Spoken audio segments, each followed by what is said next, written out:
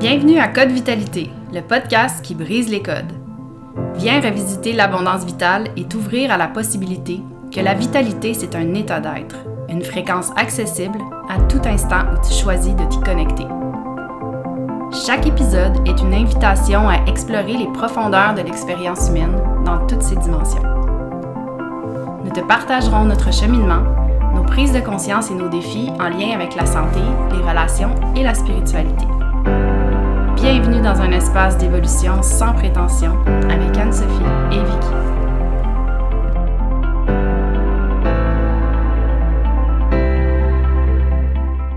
Bonjour tout le monde, bienvenue à ce nouvel épisode. Aujourd'hui, le sujet qu'on va aborder, c'est un sujet qui fait souvent partie de nos discussions, Anne-Sophie et moi. C'est un sujet aussi qu'on voit au fil des rencontres avec les clients depuis les dernières années, où il y a vraiment un apprentissage à faire à ce niveau-là, puis une prise de conscience. On va vous parler aujourd'hui du fait qu'on est, pour la plupart d'entre nous, désensibilisés dans plusieurs aspects, dans plusieurs dimensions de notre vie. Puis après ça, on va vous parler de l'importance de se resensibiliser en tant qu'être humain. Ceux et celles qui arrivent pour la première fois sur notre podcast, bienvenue. Pour les autres qui ont écouté les épisodes précédents sur les clés de la vitalité, vous allez voir que tout au long de la rencontre, on va faire allusion et on va faire des liens avec les clés de la vitalité. C'est pas du tout un problème si vous n'avez pas écouté les épisodes précédents, mais je vous invite quand même à le faire parce que dans nos podcasts, ces 4 premiers épisodes-là servaient vraiment à mettre la table puis à vous faire entrer un peu dans notre univers puis notre vision de l'abondance vitale. Donc, il y a des liens qui se font tout au long des séances, des podcasts, mais tout le monde peut arriver puis vous allez comprendre, vous ne serez pas perdu du tout, là, même si vous n'avez pas encore écouté ces épisodes-là. Donc, je vais introduire le sujet du jour. Si tu me permets, Anne-Sophie, je vais commencer. Qu'est-ce que je veux dire par là? Qu'est-ce qu'on veut dire par là qu'on est des êtres désensibilisés? Je vous donne un exemple, celui qui revient vraiment souvent en accompagnement, par rapport au changement d'habitude alimentaire. Souvent, quand on parle d'alimentation à travers les rencontres, qui est un des piliers de la santé, un des piliers de la vitalité, les gens vont me partager que c'est difficile des fois de laisser tomber certains aliments, que c'est difficile d'en introduire certains autres. Puis ce que je remarque, c'est que tous les aliments qui sont transformés souvent, avec des ingrédients, avec une longue liste d'ingrédients, c'est souvent des aliments qu'on va consommer à outrance, qu'on va avoir de la difficulté à s'arrêter quand on commence à les manger. C'est des aliments qui ont des saveurs qui sont généralement très intenses, puis qui nous amènent des sensations fortes, entre guillemets, dans le corps. Okay? Fait qu'au niveau des sens, c'est intense, c'est fort. Fait que quand on arrive, par exemple, qu'on mange, un exemple, des Doritos chaque soir de sa vie, les papilles sont vraiment stimulées. Puis là, la désensibilisation là-dedans que je parle, c'est que quand on arrive puis qu'on va manger une pomme ou une tranche de concombre, on va trouver ça vraiment fade, puis vraiment sans saveur, puis vraiment moins intense.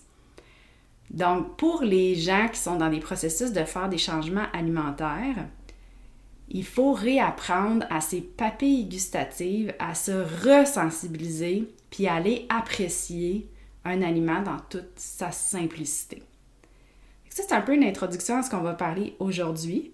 Je ne sais pas, toi, Anne-Sophie, avec des exemples de tes rencontres, si tu aurais quelque chose à ajouter sur ça, sur les aliments, puis la désensibilisation des papilles gustatives. Oui, ben je le vois aussi avec mes enfants quand je leur fais à manger, tu sais, s'ils sont habitués à certains aliments qui sont vraiment intenses, puis que je leur donne un aliment qui est plus naturel, qui provient un peu plus de la nature, si on peut dire, ben, ils vont trouver ça un peu plus fade. Puis j'essaie, moi, avec mes enfants, de les habituer vraiment à justement cultiver cette façon de trouver ça fade pour qu'ils s'habituent justement à retrouver cette saveur-là, dans le fond, que finalement, la saveur naturelle de l'aliment, c'est vraiment bon, tu sais, de revenir à ça.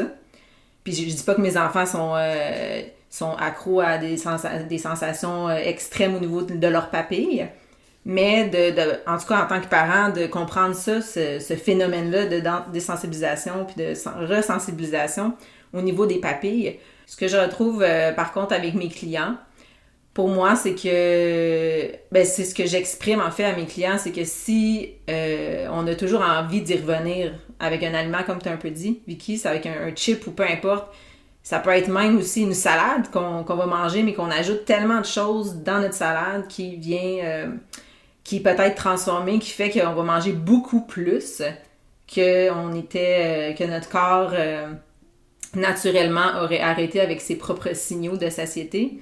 Mais on ajoute tellement de choses que c'est comme exponentiel dans notre bouche. Si je me fais une salade vraiment plus simpliste, puis avec le temps de me resensibiliser, mais je vais l'aimer cette salade-là. Puis je vais être encore plus en connexion avec mes sentiments internes qui mes signaux de satiété. Oui, parce que quand c'est des aliments que le corps ne reconnaît pas, il n'y a pas de signal d'arrêt. Puis le corps, il n'est pas nourri. En fait, je pense que dans la plupart des aliments transformés ou ultra transformés, c'est ce qui arrive, c'est que notre corps ne reconnaît pas ça, ces ingrédients-là. Il sait pas vraiment quoi faire avec ça. Fait que ça ressemble un peu à toi, qu'est-ce que je dis souvent à mes clients. Tu sais, il n'y a personne qui va manger 3 avocats un après l'autre. Tu vas en manger un, peut-être, puis tu vas t'arrêter. Parce que le corps, il reconnaît les nutriments, les bons gras dans l'aliment, puis il va s'arrêter. Il va en avoir eu assez, il va se sentir nourri. Fait que dès qu'on consomme quelque chose à outrance, qu'on dépasse nos limites, il faut se poser des questions. Un peu la même chose avec les aliments qui sont ultra sucrés ou ultra salés. Il y a comme un rush dans notre corps, avec le sucre surtout, ça fait beaucoup ça. Puis j'aime ça que tu amènes ce que tu m'avais parlé aussi récemment par rapport aux smoothies. Je trouve ça important d'en parler parce que souvent, on peut dire que c'est encore la mode de se faire des smoothies. Puis je sais que tu m'avais donné cet exemple-là, puis je le trouve vraiment bon. Oui, parce que tu sais, si, mettons, on regarde qu'est-ce qu'on met dans un smoothie, puis qu'on va mettre, je sais pas moi, une banane, des ananas, du lait de coco, puis de la mangue, exemple. Ça, c'est un de mes préférés, le tropical. Je vous donne la recette. Quand on fait ça, si on prenait un aliment à la fois, là, que je mangeais, mettons, une banane, après que je mangeais mon avocat, que je mangeais... Je m'arrêterais parce que j'aurais mastiqué, premièrement. J'aurais envoyé un signal à mon corps que j'étais en train de manger quelque chose, ingérer. Puis... à cause que les ingrédients sont tous mixés ensemble, qu'est-ce qui est quand même légèrement transformé, on s'entend, là, je ne veux pas dire que c'est ultra transformé, c'est légèrement transformé, on peut en boire, puis en boire, puis en boire, là, tu sais, c'est sûr qu'on s'arrête à un moment donné, mais je pense qu'on dépasse un peu la quantité de ce qu'on aurait consommé normalement. Puis il y a d'autres exemples, si on mange, tu sais, tantôt je parlais de l'avocat, si on le mange simplement, tout seul, avec rien, ou exemple une tranche de concombre, mais qu'on est habitué depuis qu'on est jeune à mettre beaucoup de sel sur le concombre, nos parents, des fois, ils faisaient ça pour qu'on mange des légumes, peut-être pour nous inciter à les manger. Vraiment rien contre le sel, je sais que c'est quelque chose qu'il faut avoir dans notre alimentation, mais probablement qu'un concombre nature, brut, on va en manger moins. Puis on va aussi apprendre à apprécier toutes les subtilités dans les saveurs une fois qu'on va avoir resensibilisé nos papilles, c'est-à-dire, je vous donne justement une partie du processus, c'est de sortir les aliments transformés de son alimentation, de revenir à une alimentation puis une préparation la plus simpliste de ce qu'on consomme, sans trop d'ingrédients, le plus naturel, les aliments bruts que la terre nous procure. On retrouve après un plaisir à manger des choses qui nous paraissaient fades avant. Ça prend du temps, c'est un processus qui se fait pas du jour au lendemain, mais quand on désapprend puis on réapprend à manger naturellement et simplement, le spectre des saveurs, il s'agrandit, puis on est capable de détecter plus de subtilité. Fait que, voyez-vous le lien qu'on peut faire avec plusieurs facettes de notre vie où on est désensibilisé, puis on veut se resensibiliser. Si on amène la clé de la nature, pour moi, c'est un aspect aussi que j'amène à mes clients. Si on sait qu'on est nature, c'est tellement une évidence après de manger des choses qui sont naturelles, qui proviennent de la nature. Puis juste ça aussi, c'est un aspect qu'on peut se fier, en fait. Est-ce que ce que je mange provient de la nature? Est-ce que les ingrédients de base proviennent de la nature? Si oui, ben c'est un ingrédient c'est un aliment qui va être beaucoup mieux pour moi, pour ma santé. Qui va être reconnu par le corps aussi, parce Exactement. que le corps est intelligent. Le corps reconnaît qu'est-ce qui est bon pour lui. Il reconnaît qu'est-ce qu'il a besoin. Puis avec son intelligence, il va te donner un signal. Quand il est tout déstabilisé par des aliments qu'il ne connaît pas, qui viennent pas de la nature, qui ont été faits en laboratoire, c'est normal que notre corps a faim, il veut manger plus. Puis en fait, les gens qui mangent que de la nourriture transformée, ou en tout cas en grande partie, puis qui peuvent avoir parfois un excès de poids, c'est en fait des gens, leurs cellules sont affamées. Ces gens-là ont vraiment faim, même si on pourrait penser que les gens qui ont un embonpoint, c'est des gens qui mangent trop. Je crois que, je veux pas faire de généralisation, mais souvent, c'est ce qu'ils mangent, le problème, pas la quantité, la qualité de la nourriture et non pas la quantité. Parce que manger des aliments qui viennent de la nature, tout va se réguler, l'appétit va se réguler. Avec d'autres facteurs aussi, bien entendu. Oui, puis tu sais, on est unique aussi. On est unique aussi, effectivement. Et c'est multidimensionnel aussi, là, mais on a plugué 2 clés en même temps. Ouais. OK. Donc, OK, on va poursuivre, si tu veux. Moi, j'aime beaucoup aussi parler de la désensibilisation qu'on vit au niveau de notre vie sexuelle. C'est quelque chose, avec des discussions avec des amis, puis plusieurs discussions qu'on a, Anne-Sophie puis moi, c'est la majorité des gens sont désensibilisés. Fait que, qu'est-ce que j'entends par là, principalement?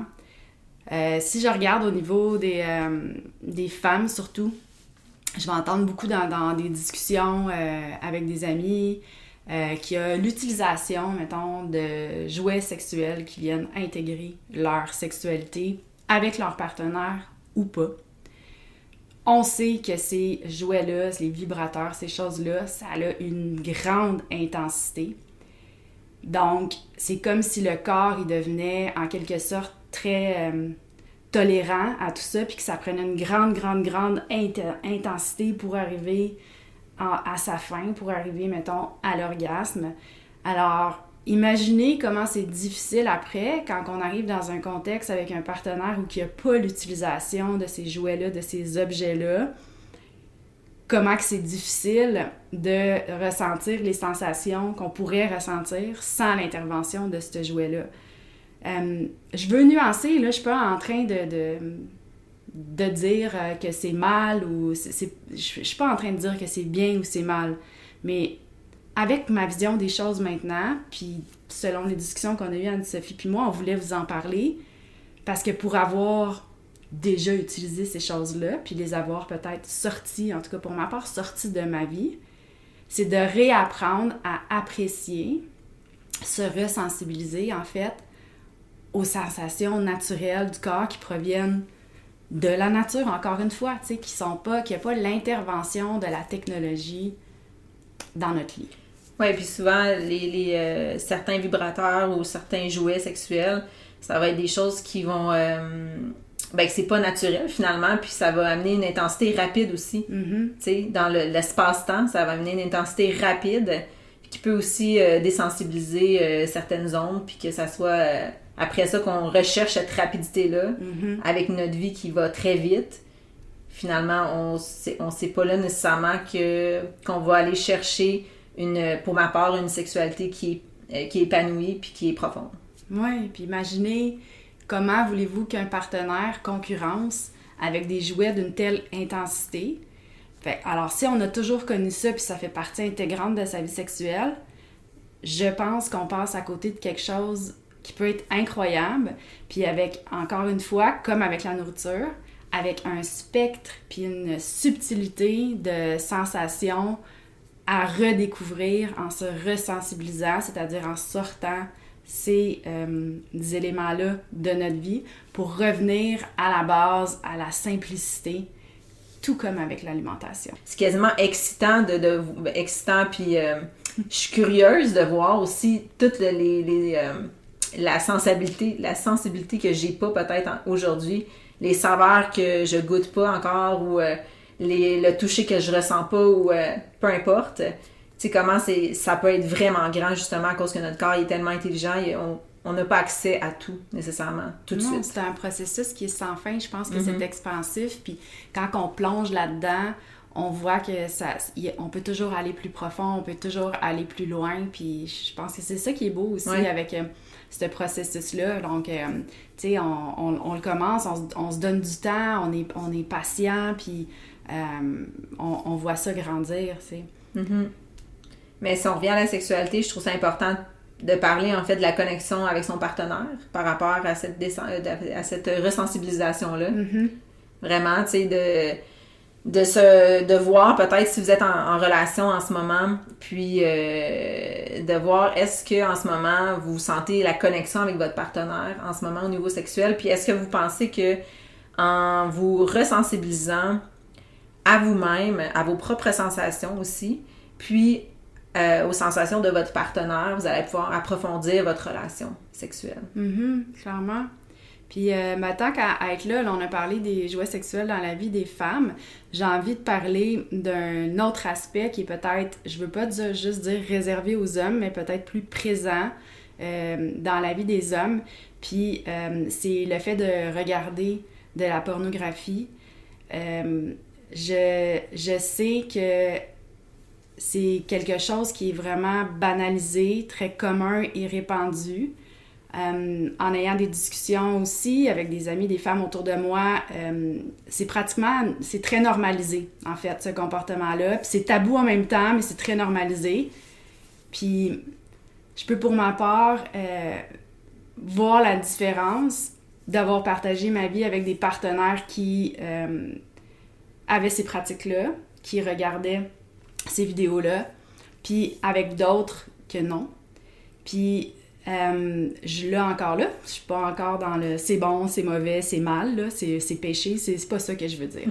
Mais quand on s'expose si un homme s'expose toujours à ces vidéos-là, à ces pratiques-là, dans une société où la plupart des gens sont déjà très fatigués, que c'est difficile au niveau de la vitalité, c'est quelque chose c'est la petite pilule magique vite fait, bien fait.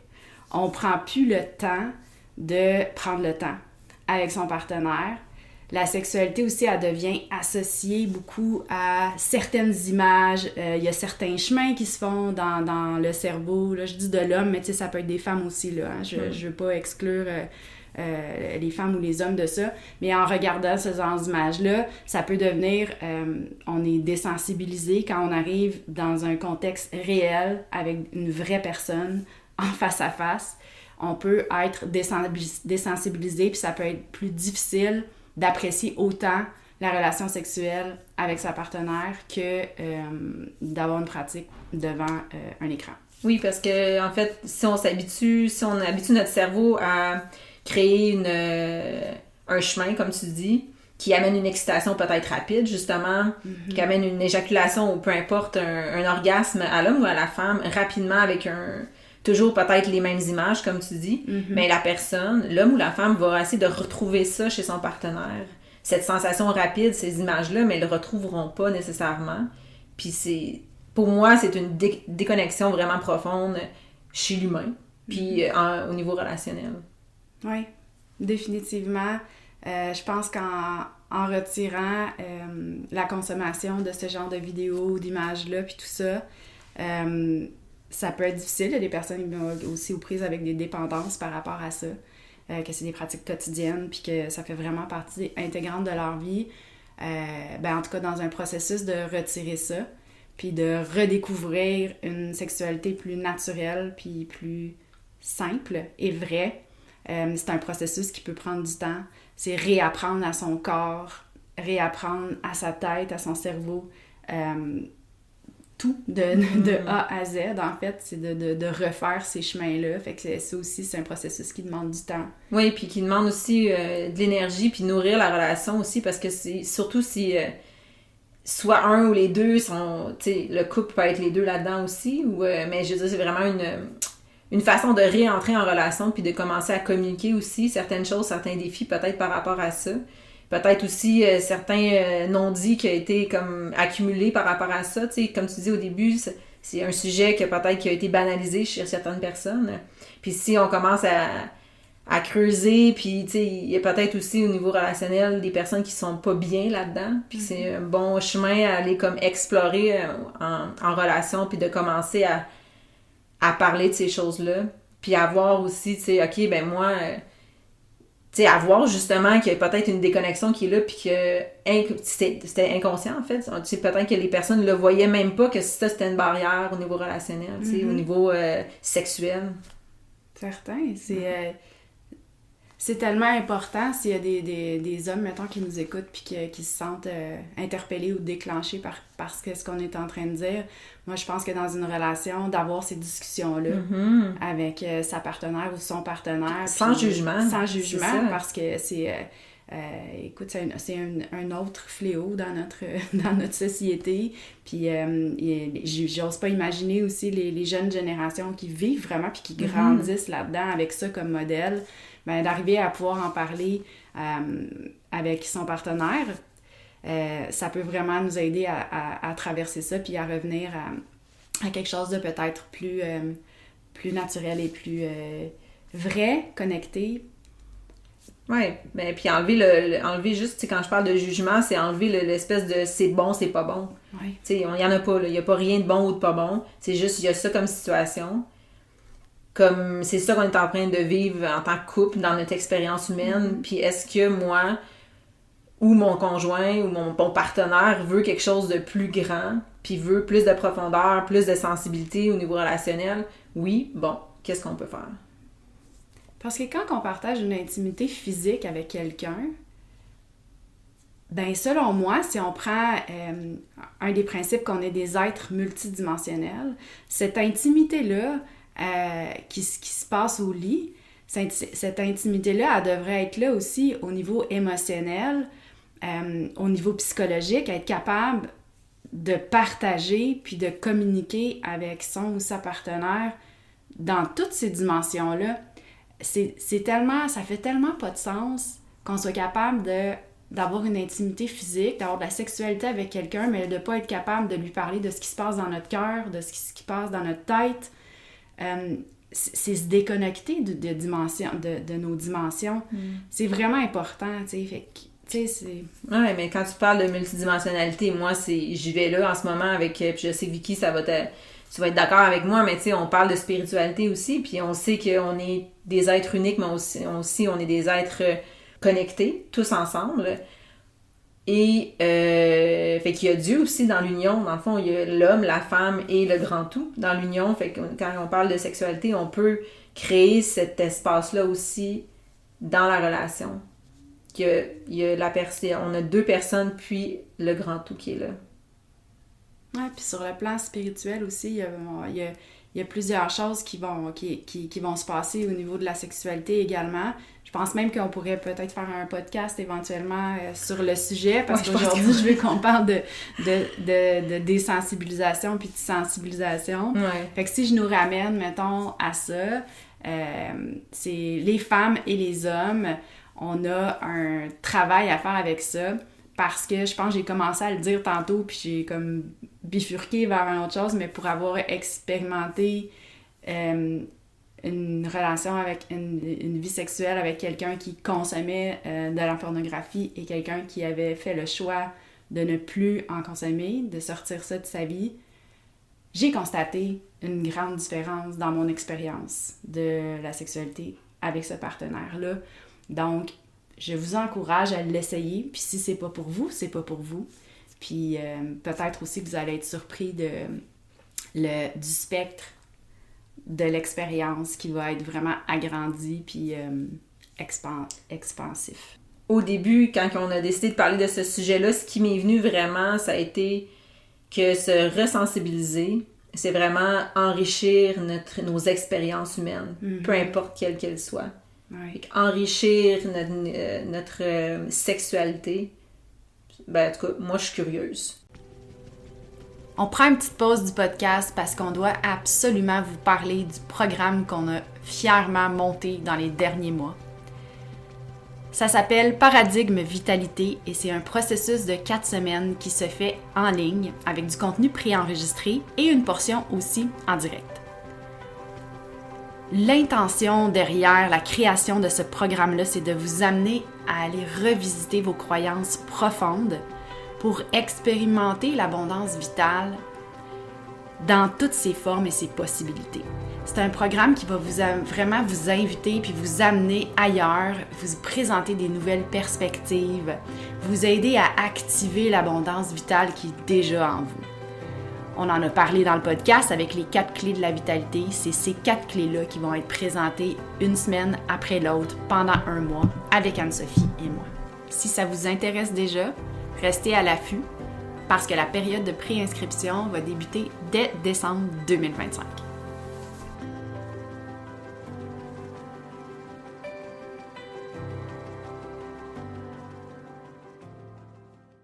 Quand j'ai commencé vraiment à prendre ce chemin-là, si je peux dire, j'ai comme été impressionnée comme quoi que mon odorat était complètement coupé, si je peux dire, ou en tout cas que je sentais beaucoup moins, que j'étais vraiment moins sensible au niveau de mon odorat et que ça peut avoir plusieurs raisons pour ça.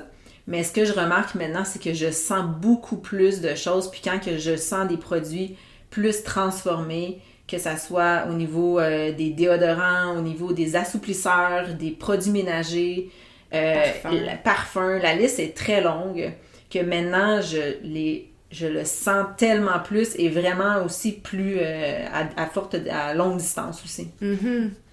Définitivement.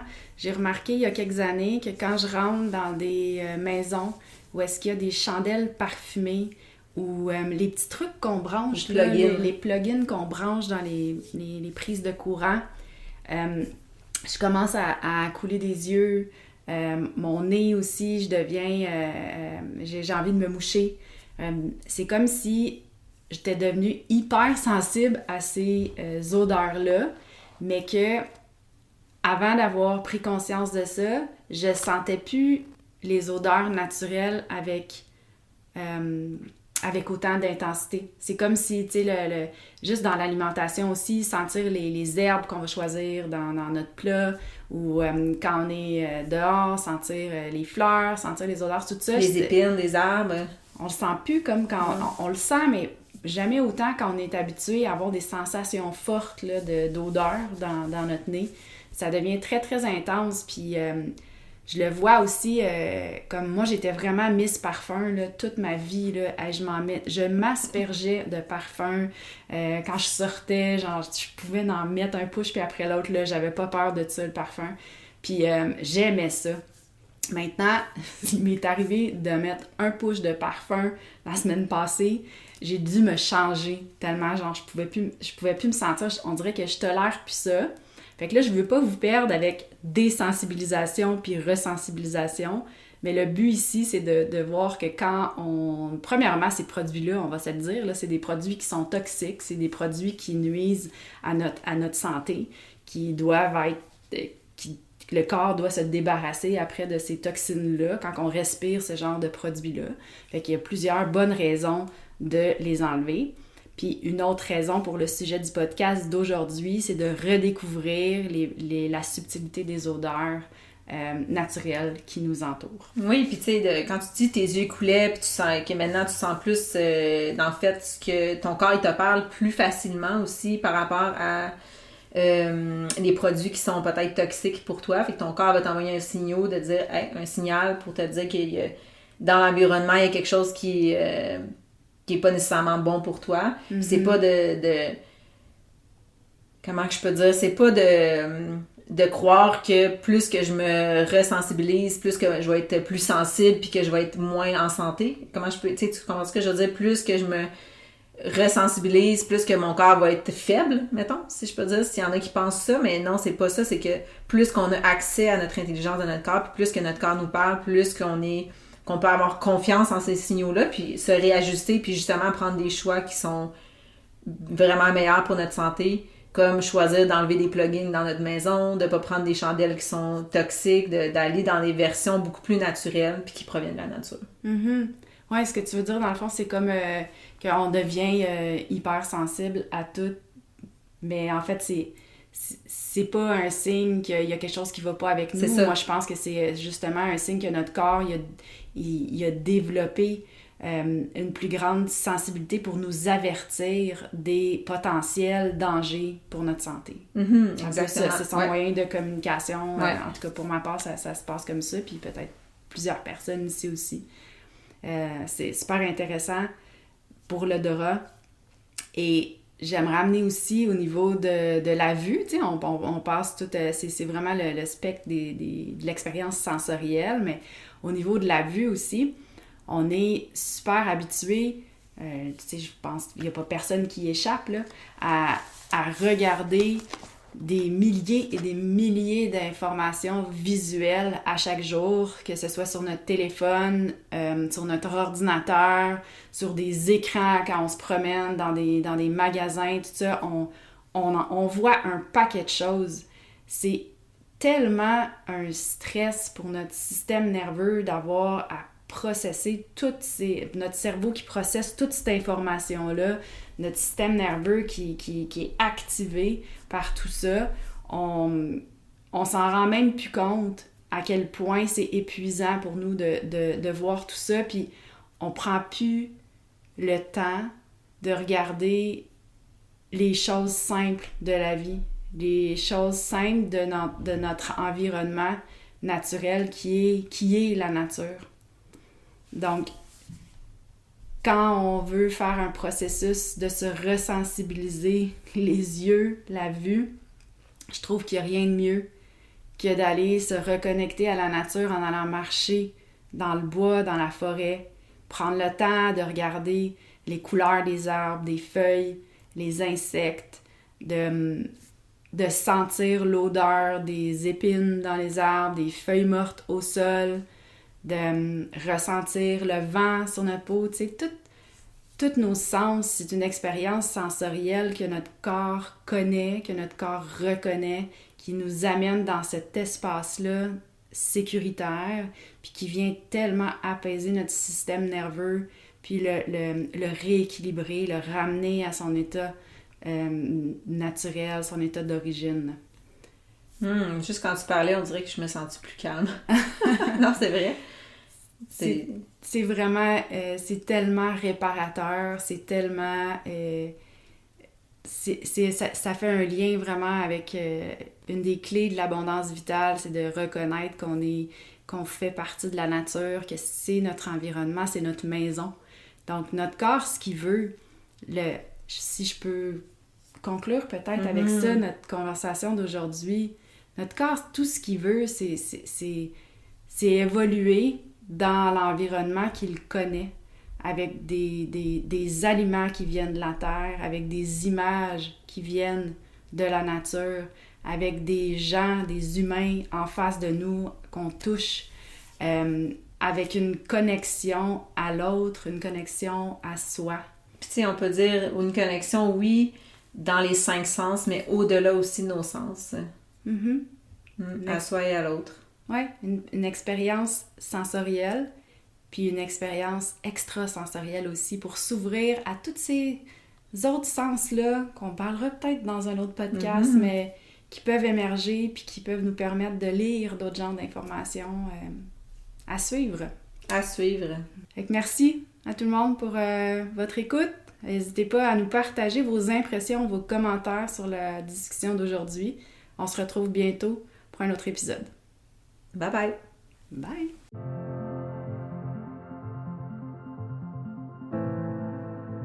Merci infiniment d'avoir été des nôtres.